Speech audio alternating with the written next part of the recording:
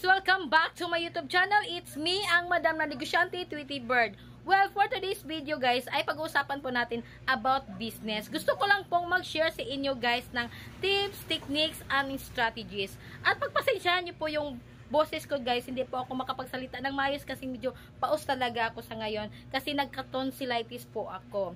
So, this is it. Kailangan ko na talagang i-take ang video na ito kasi gusto ko na pong ipaalam sa inyo kung ano po ang kaganapan dito sa loob ng aking sari-sari store. So, kung ikaw ay naka-tune in sa channel ko, tapusin niyo po ang video ko kasi siguradong meron po kayong makukuhang idea about business. So, bago po tayo magsimula sa ating mga tips at techniques and strategies, ituturo ko po muna kayo sa aking munting sari-sari store. So, let's go!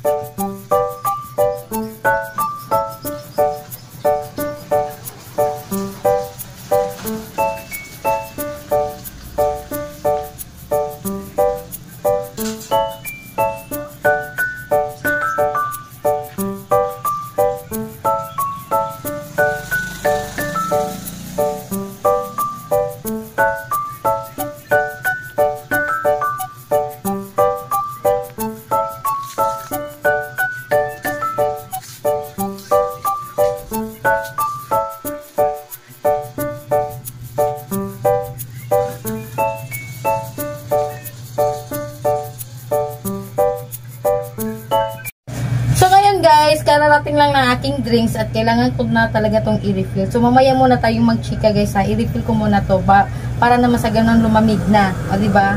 So, saglit lang talaga to. Bilisan ko lang.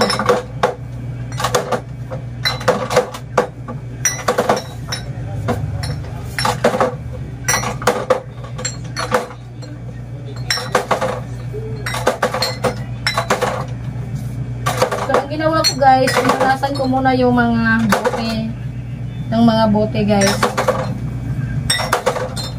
Kasi alam naman natin guys na yung mga bote ay may mga alikabok. Ilagay po natin sa freezer. So kailangan po natin talagang punasan at least man lang hindi po makapasok yung alikabok sa loob ng ating freezer.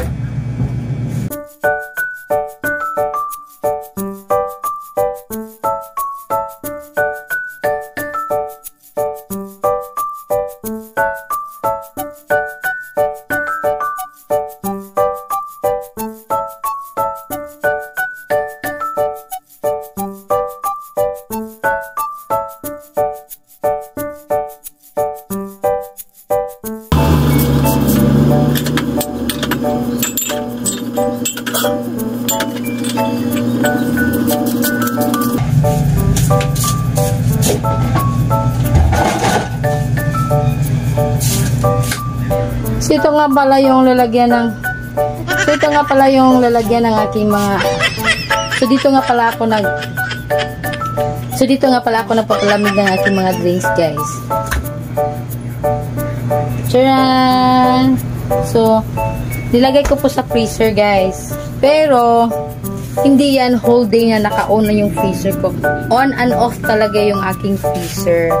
Sa isang araw, isang beses na talaga naka-on yung aking freezer guys. Kasi pag hindi po natin i-off yan, sasabog yung mga botilya, sasabog yung mga bote guys. So sayang naman, di ba? So pagkatapos may posibilidad din na masisira yung freezer mo. So sayang naman, di ba? So yan po talaga ang aking sekreto guys para mas mabilisang lumamig talaga yung ating mga drinks. Para naman sa ganun yung mga ating mga suki loves, hindi ko sila kumbaga masasatisfy talaga sila sa lamig ng ating drinks. So yan po talaga ang aking sikreto. So meron naman po talaga akong guys, yung freezer tsaka chiller. So hindi naman pwede na dyan ko ilagay kasi hindi ko talaga maabutan talaga ako pag marami talaga akong customer. Dito naman talaga sa aking tindahan guys, marami talaga akong mga customers. So hindi pwede na matagal lumamig yung aking mga things. So, kailangan talagang pang mabilisan. So, nagkataon naman talaga guys na meron talaga akong freezer. Kasi wala pa po akong sari-sari store, meron naman talaga akong freezer. Kasi nagbi-business naman talaga ako ng ice candy. Yun nga, huminto nga siya.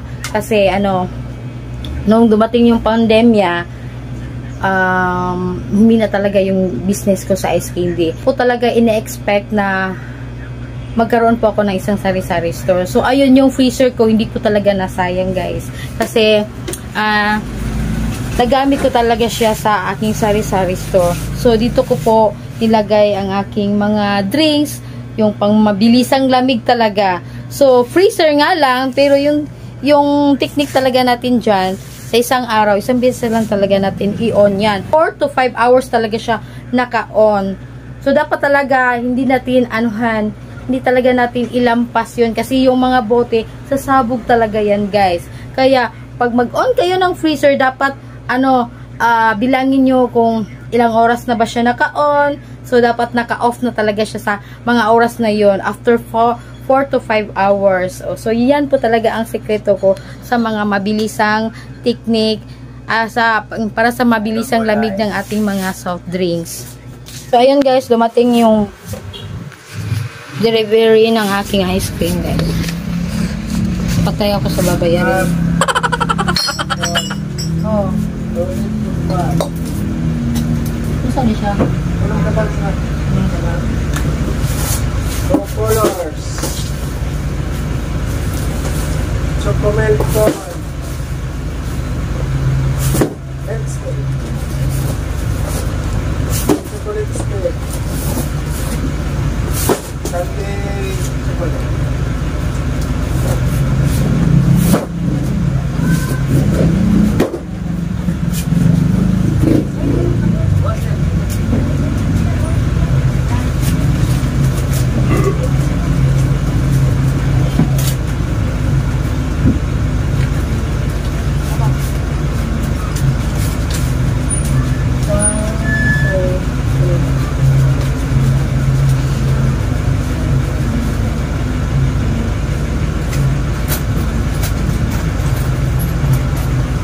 Nalibig ko pa na yun.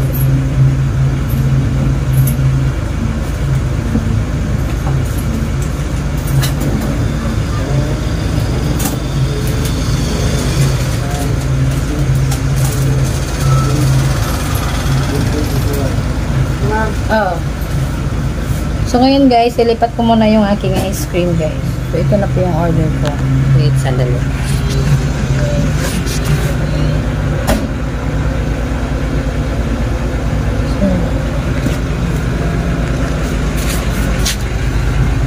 So ganito po kasi ako mag-vlog guys.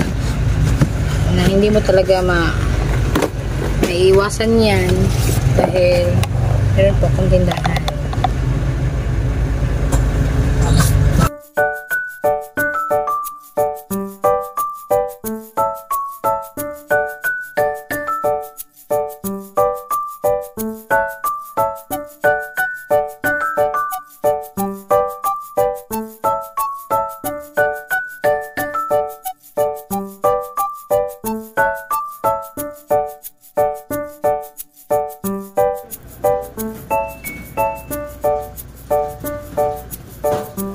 Mag-refill at balik na po tayo sa ating kwento. So ganito po talaga guys, pag magbablog po talaga tayo, hindi po talaga natin maiwasan guys, meron po talaga tayong customers kasi tindahan kaya ito na guys, kaya ayun.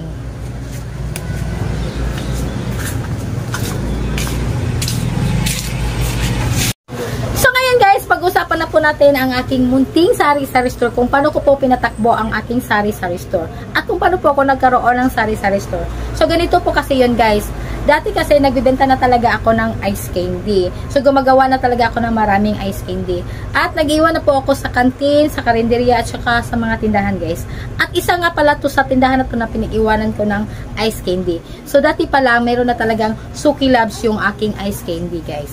So ngayon guys, dumating talaga sa punto guys nga nakapag-desisyon yung may-ari ng tindahan na parintahanan niya yung pwesto niya. So, sa kadami-dami talagang nag-insist guys, na sa akin talaga pinaubayan niya yung tindahan. Kita kasi niya guys, na yung kasipagan namin, kumbaga may potential daw kami about sa pagbi-business. So, ayun, sa amin talaga binigay yung kanyang pwesto. So, ngayon guys, ang advantage lang talaga sa akin dito guys, ay tindahan na talaga siya. So, kumbaga, meron na talagang customer. Kumbaga, meron na talaga siyang suki. So, sa akin, ako na lang na ang magpapatuloy sa pag-alaga sa kanyang mga suki labs po. So, yun po talaga ang nangyari kung bakit po ako nagkaroon ng sari-sari store. So, ayun guys, ginagrab ko talaga ang opportunity na magkaroon po ako ng sari-sari store guys. At tinanggap ko talaga ang pwesto na kahit meron pa po akong trabaho, na sa akala ko guys na kung isabay ang pagtatrabaho at saka pag-business, yun pala ay mali. Kailangan mo talaga meron kang i-give up. Kailangan talaga mayroong isa na ifo-focus. So, ayun guys, hirap talaga sa part ko na magdesisyon kung alin ba sa kanila ang pipiliin ko. Kasi sa trabaho kasi guys, medyo mahaba-haba na rin ang pinagtrabahoan ko. Tapos yung sa pag-business guys, hindi ko po alam kung mapalago ko ba siya o hindi. So, inisip ko at saka niramdam ko talaga sa puso ko na makakaya ko to. Kasi mayroon po talaga akong kaalaman about sa pagbi-business. Kumbaga, advantage na po sa akin to kasi meron na po akong magandang pwesto. So, ang customer na po ang kusang lumalapit sa akin. So, ako na lang po ang magdidiskarte kung ano pa talaga ang ibebenta ko. Kung ano ba ang iialo ko sa aking mga customers. Ko lahat ng mga alam ko sa mga pangluto, sa pangpaninda, so magagawa ko kasi meron na po akong magandang pwesto na ang customer na po ang lumalapit sa akin. So, yun po ang advantage po sa akin guys. So, ayun, pinili ko talaga, pinupursue ko talaga ang pagbi-business. So, ayun, sa larangan ng business, hindi mo talaga maiiwasan yan, guys, kung meron po talaga tayong mga competitors, kumbaga, kompetensya, guys. Kasi kahit meron na pong tindahan, magtatayo at magtatayo pa rin sila. O, diba? So, pagalingan na lang po ng paninda at saka pagalingan na lang po ng diskarte. So, ayun guys, hindi mo talaga maiiwasan guys na meron po talaga tayong mga customers na nasa iba na po bumibili dahil hindi po natin alam na mas mura talaga yung iba kaysa sa paninda mo. So, doon mo malalaman guys kung ang customer doon na po bumibili sa kabilang tindahan.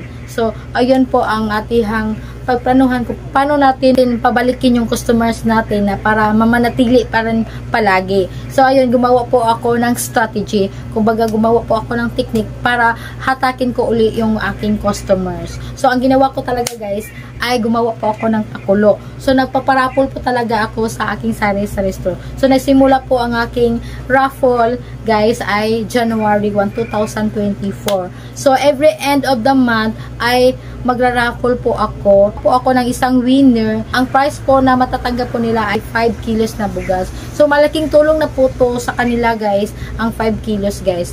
So, ang mechanics ko lang naman guys sa aking raffle ay every purchase of 100 and above, single purchase po guys, ay makakatanggap po sila ng isang entry na raffle ticket. So, yun guys, para sa akin guys, abot kaya na talaga yung 100 pesos guys, na kung makabili sila sa akin na worth of 100 pesos, so may isa na po silang entry. So, sa loob ng isang buwan, kung nakapang ilang bili ka talaga, so, marami ka talagang chance na ikaw po ang makukuhang winner. O, diba? More entries, more chances of winning. O, diba? So, yun po ang ginawa ko. So, inisip ng ibang tao, meron po talagang mga feedback, guys, nga, kumbaga, baguhan sa ilang pag-iisip, guys, nga, meron palang raffle na, diba, ang raffle sa mga malalaking kumpanya yon, sa mga lalaking supermarket yon. So, ang sa akin lang, guys, bakit naman hindi natin magagawa sa maliliit na tindahan, o diba? So, magagawa po natin yan. So, yan guys, ang raffle po talaga natin guys, na inisip talaga ng iba, uy, baka malulugi siya kasi nagpa-raffle. Hindi naman sa ganun yan. Pinag-isipan ko naman talaga yan guys, kung malulugi ba ako o hindi. So, sa 100 pesos guys, abot kaya na talaga sa mga Suki Labs guys.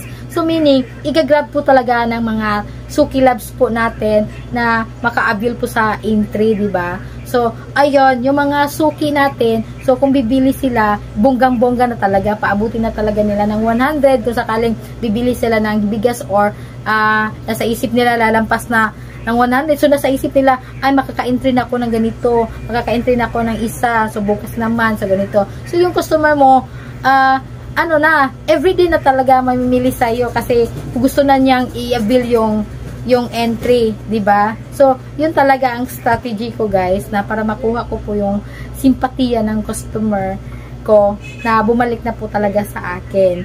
So, ayun, effective naman talaga, guys. At saka, meron talagang nag-isip ko sa, wow, bonggang-bongga ha, nagpapakulo, ganito, nagpa-price ng 5 kilos. So, hindi ba yan siya malulugi? Kasi sa ganyang bagay, guys, hindi po talaga tayo malulugi. So, ngayon guys, pag-usapan po natin kung lugi ba tayo o hindi. Kung buwan-buwan po tayo magpa-raffle. So, ayun ha. Sa 100 pesos guys, marami talagang makaka-avail sa entry. So, halos lahat ng mga Suki Loves mo ay makaka-avail talaga sa entry ng 100 pesos. Kasi, abot kaya na po yung 100 pesos. Sa bugas lang talaga guys, sa rice lang talaga guys, 60 na yung kilo niya. Tapos, sabayan mo na yung ulam, tapos mamili na siya, basta makaabot siya na siyang 100. O kaya kung maglalaba siya, huwag mo namang sabihin niya, isang pack lang yung gagamitin niya, tapos magda-downy pa yan, mag-ano pa yan, mag-zonrox pa yan. Tapos talaga ng 100 yan guys, kung sasabayan pa niya, mag-merienda pa yan, o diba? So, madali talagang abutin yung 100 guys. So, ayun, napaisip po talaga, yung pagbili ng customer is package na, nakaset na talaga, o diba? So, hindi na yan bibili sa iba. Kasi dito na bibili sa akin kasi gusto na niyang i-avail yung 5 kilos. Kasi lahat naman talaga tayo guys, naghahangad ng swerte. So, nasa isip ko talaga niya, baka swertehin ako ganito ganyan. So, malaking tulong na po itong 5 kilos. Siyempre, yung mga customer natin is bibili, araw-araw yan bibili, diba? Araw-araw talaga yan bibili. Araw-araw talaga bibili ng bigas, araw talaga bibili ng mga ganito ganyan. Diba? So, yun, napaisip ko, nakapackage na talaga yung amount na 100 pesos. So, hinahata ko na yung customers ko. So, dagdag sales na po sa akin yan. So, ayun, pag-usapan po natin kung malulugi ba tayo, kung every month ba tayo magbibigay ng 5 kilos na bugas. Hindi po tayo lugi, guys. Sa loob ng isang buwan, guys, kung nakapang ilang entry na po yung mga Suki Loves mo, posible naman po kung hindi ka makahit ng 50.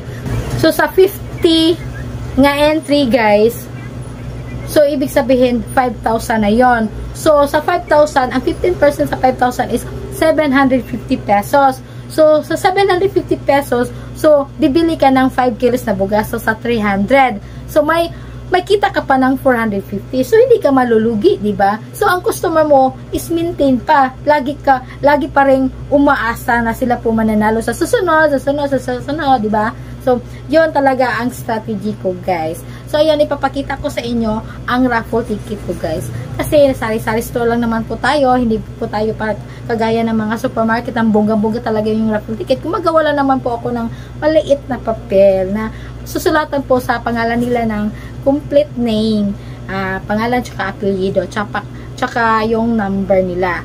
So, yun po ang purpose ko po na yung papel na yun is yun po ang i-roll ko para magbubunot na po ako every end of the month. O, diba? So, ipapakita ko po sa inyo. So, tcharan! Ito na po ang entry, guys.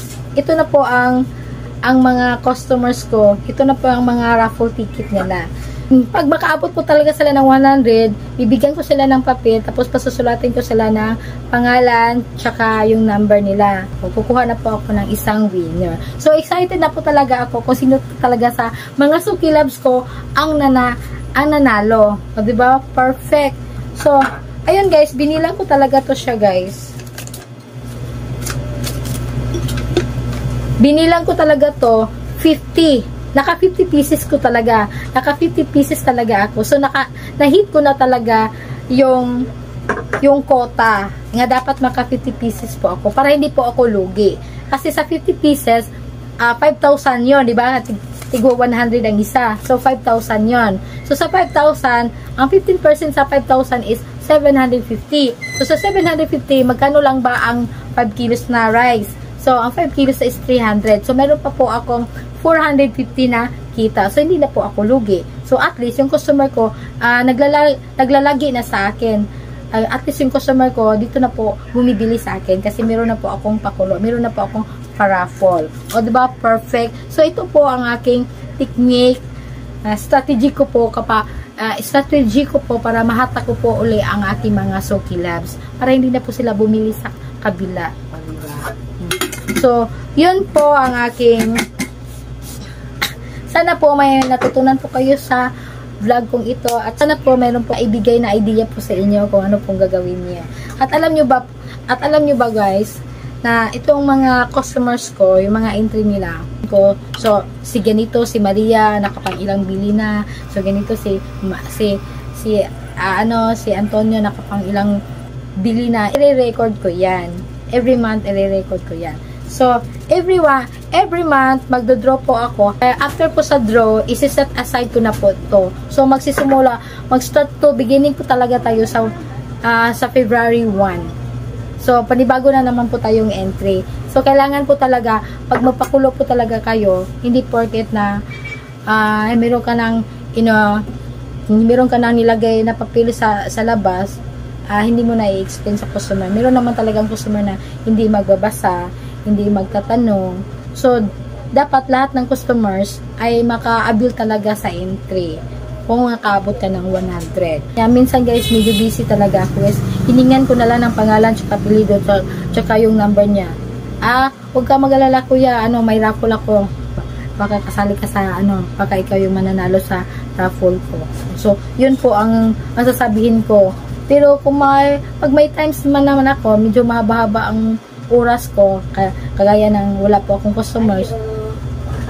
So, ayan guys, meron talagang customer yung hindi talaga magbasa-basa. Kung mahaba talaga ang oras ko, siya lang ang in-entertain kong customer, so mag-i-explain talaga ako. Pero medyo marami po akong customer na abot-abot talaga, so mabibigay na lang ako ng papilya. So, sulatan mo yung pangalan, tsaka pilido mo, tsaka yung number mo, ilagay mo dyan. Ano yan? Paraffle, baka manalo ka. So, susulatan naman nila. So, yun, lahat talaga yung customer ko ay nakaabilan talaga sa aking raffle. So, ayun guys, sa mechanics talaga guys, hindi na po kasali yung sigarilyo, ay yung inuming, hindi na po yung kasali yung alak, tsaka mga load, mga cash-in, ganito, ganyan. Mga essential lang talaga ang pinaparaffle ko guys. So, ayun guys, kung ikaw ay magpaparaffle ka, huwag mong hayaan nga nagpasking ka o okay na. Hindi guys, kailangan kang mag-sales to. Kailangan mo, kumbaga nagbebenta ka rin. Dapat talaga guys, sa loob ng isang buwan, mahit mo talaga yung 50 pieces na entry. Para hindi ka nalugi. O diba? So, kailangan mo talagang i-approach mo talaga ng customer, i-explain mo na, i-explain. Kumbaga magtiyaga ka para makuha mo talaga yung quota na 50, maka 50 pieces ka talaga. So, sa awa ng Diyos guys, naka 50 pieces talaga ako. So, hindi na po ako lugi nito. Naka 50 pieces na po ako. O, diba? So, siguro mamayang gabi, meron pang bumili, meron pang maka-avail sa entry, makahabol pa. Kasi, bukas pa ng 28:30. Sa 31 pa po ako meron pa pong 2 araw na makahabol pa sila. O diba? Perfect. So, sana po nagustuhan niyo po ang video ko at thank you for watching. Bye bye.